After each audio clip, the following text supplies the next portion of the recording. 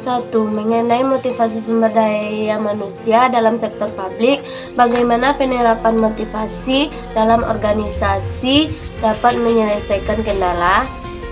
Penerapan motivasi dalam organisasi dapat menyelesaikan kendala-kendala perilaku dalam organisasi, yaitu dengan motivasi seseorang dapat menumbuhkan rasa percaya diri orang lain, dapat membuat orang lain keluar dari keterpurukannya, serta perilaku negatif lainnya menjadi hal yang positif, dan tentunya dengan dukungan orang-orang terdekat dalam organisasi seperti pemimpin, teman satu tim, dan sebagainya.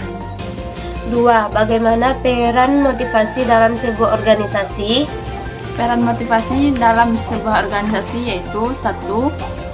Untuk mendorong sumber daya manusia baik secara individu ataupun kelompok. 2. Untuk menggerakkan sumber daya manusia agar sesuai yang dikehendaki organisasi. 3. Untuk membentuk manusia dalam menjalankan roda organisasi.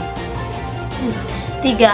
Mengapa motivasi dianggap cara pengembangan sumber daya manusia dalam organisasi?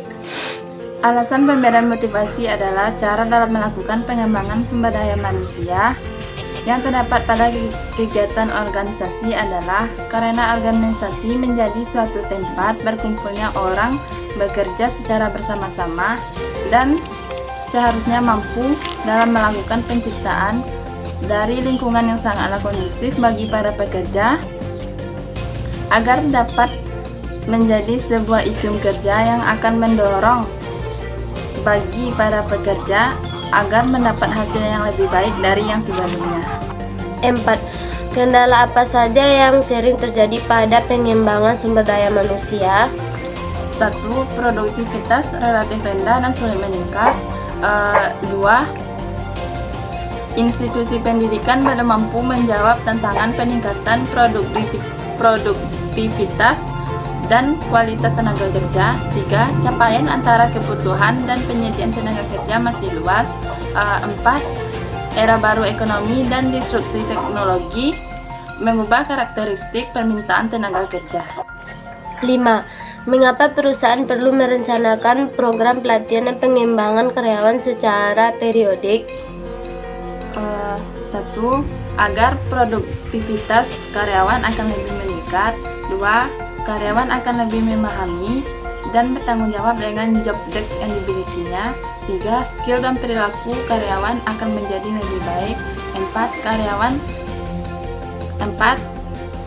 Karyawan akan lebih dapat menghindari kesalahan yang akan merugikan perusahaan.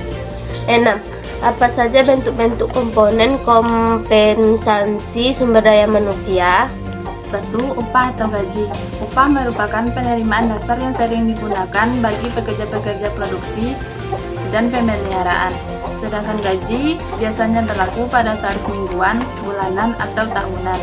2. Insentif merupakan tambahan-tambahan gaji di luar gaji pokok atau upah yang diberikan oleh perusahaan. 3. Tunjangan.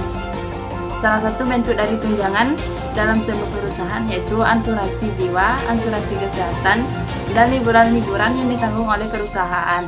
4. Fasilitas. Hal ini tergantung pada kesanggupan perusahaan dalam memberikan fasilitas bagi karyawannya. 7. Bagaimana penerapan kompensasi bagi karyawan dan perusahaan?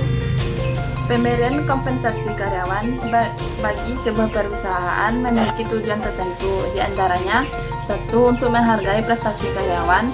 2. Untuk menjamin keadilan bagi karyawan. 3. Untuk mempertahankan atau mengurangi turnover karyawan. 4. Untuk memperoleh karyawan yang bermutu. 5. Untuk pengendalian biaya, serta untuk memenuhi peraturan-peraturan yang ada. 8. Dalam konsep pemberhentian sumber daya manusia, apa yang dimaksud dengan PHK?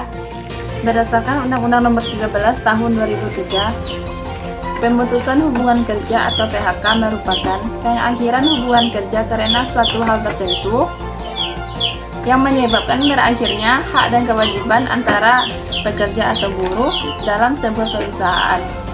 9. Jelaskan apa saja bentuk-bentuk dari pemutusan hubungan kerja. 1. Kesalahan berat. 2. Ditahan pihak berwajib karena melakukan tindak pidana.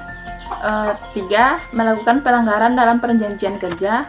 4. Mengundurkan diri. 5. Pensiun. 6. Meninggal dunia. 10. Bagaimana cara organisasi mengidentifikasi, menganalisis, dan menyelesaikan isu-isu yang ditunjukkan melalui strategi sumber daya manusia? Cara yang dilakukan sebuah organisasi dalam mengidentifikasi, menganalisis, ataupun menyeleksi isu-isu yang ditunjukkan strategi sumber daya manusia adalah dengan menentukan isu strategis melalui perubahan lingkungan bisnis, baik lingkungan eksternal maupun internal, untuk mendapatkan keunggulan bersaing dan perubahan lingkungan yang diinginkan.